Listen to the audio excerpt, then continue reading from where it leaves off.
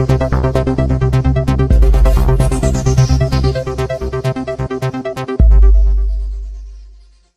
Mayor Suresh Babu గారు అనరాని మాటలు అన్నారు. ఆయన ఫ్రస్ట్రేషన్లో ఉండేసి పదవి కోల్పోయి కేవలం ఏదో చెప్పాలా అని సిగ్గు లేదా అని ఒక వర్డ్ తీసుకొని దాన్ని రిపీట్ చేస్తూ మాట్లాడినారు. నిజంగా ఆయనంత ఫ్రస్ట్రేషన్ ఉంటే గన ఇంటికి పోయి విశ్రాంతి తీసుకుంటే సరిపోతుంది. అట్లా కాకోకుండా అందరినీ కూర్చోబెట్టుకొని ఆయన నోటికి వచ్చినట్టు మాట్లాడడము అది మంచి పద్ధతి కాదు.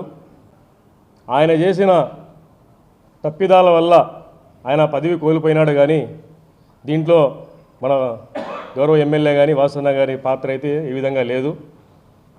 ఆయన మేయర్గా ఉండి ఆయనకు తెలియదా పనులు ఎవరు చేయాలా ఎవరు చేయకూడదని మాట ఆయనకు తెలియదా?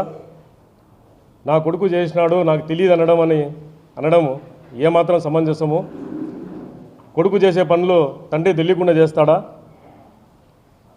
అని నేను ప్రశ్నిస్తున్నాను. కేవలం కక్షపూరిత మాటలు మాట్లాడడము, బురద జల్లే మాటలు మాట్లాడడము, మా కార్యకర్తల గురించి ఆయన మాట్లాడడం మాకే వింతగా ఉంది. ఆయన మా పార్టీనా వైసీపీ పార్టీనా అర్థం కావడం లేదు. గతంలో సస్పెండ్ అయిన వాళ్ళ గురించి మాట్లాడడము, మణులు రత్నాలని చెప్పడం జరిగింది. ఆ మణులు రత్నాలు ఏమంటే మీరే పెట్టుకోండి, మాకు అవసరం లేదు. పార్టీని ఎవరైతే గౌరవిస్తారో, పార్టీకి లాయల్గా ఎవరు పనిచేస్తారో వాళ్ళే నిజమైన కార్యకర్తలు. ఆయన మా అన్నగారి గురించి చెప్తా, జిల్లాని ఏలినోడు రాష్ట్రాన్ని ఏలుతాడంట అంటే ఇది హాస్యాస్పదం. 4వ డివిజన్కి పోయి మేమే పోయినాం. 4వ డివిజన్కి పోయి ఏదో రోడ్డు సమస్య ఉంటే కాలువలు కూడా లేవు అక్కడ బీడీ కాలనీలో అంతా లోపలికి పోయి చూస్తే అడిగితే మీ కార్పొరేటర్ అంటే కనుక్కోలేకపోతున్నారు జనాలు, మా కార్పొరేటర్ మాకే తెలియదు అంటున్నారు. ఆయన మా అన్న గురించి మాట్లాడతారు. ప్రతి ఒక్క కార్పొరేటరు ఏదో విధంగా అవినీతి చేసే ఉన్నారు. ఆయన అంటాడు కడపలో ఒక వెంచర్ రావడంలే, ఒక అపార్ట్మెంట్ కట్టడంలే అని.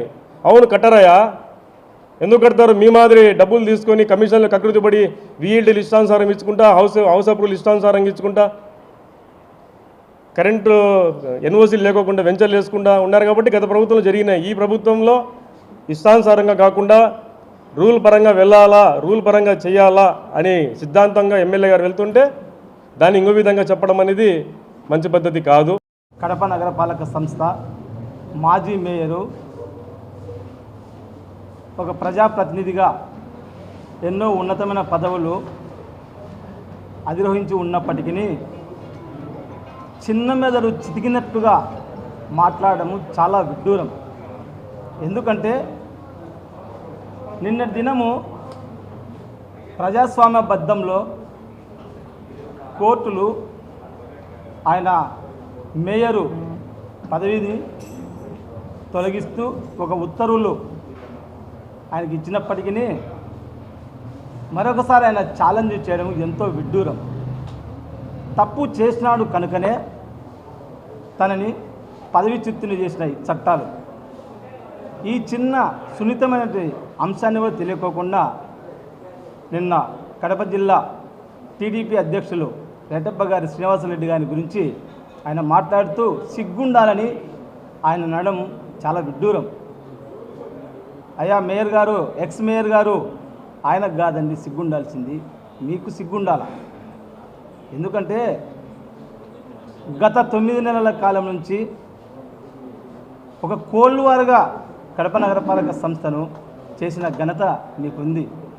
కడప నగరపాలక సంస్థలో విఘ్నులు ఎంతో విఘ్నత కలిగిన వాళ్ళు ఎంతోమంది ఉన్నప్పటికీ పెద్దలు మీకు ఎన్నోసార్లు పలుమార్లు రాజకీయ విశ్లేషణలు చేస్తూ ఉన్నప్పటికీ మీరు చేసినటువంటి తప్పులను తెలుసుకొనక కమిషనర్ గారి మీదకి, అధికారుల మీదకి, ఉన్నతాధికారుల మీదకి చాట్లు వేస్తూ నాకు తెలియదు, నేను హాస్పిటల్లో ఉన్నాను, నా కొడుకు వేసినటువంటి ఆ టెండర్స్ నాకు తెలియదు, దీనికి బాధ్యత మున్సిపల్ కమిషనర్ గారిది అని చెప్పడం చాలా హాస్యాస్పదం. ఎందుకంటే ఒక మేయర్ అనే వ్యక్తికి కుటుంబ సభ్యులు ఎటువంటి టెండర్లు కానీ ఎటువంటి ఆదాయం వచ్చే పనులు కానీ చేయకూడదనే విషయము ప్రాథమిక సమాచారంగానే ఎలక్షన్కు సంబంధించి మనం ఇచ్చేటువంటి నోటిఫికేషన్లోనే ఉంటుంది. అది చాలా ప్రైమరీ ఇష్యూ.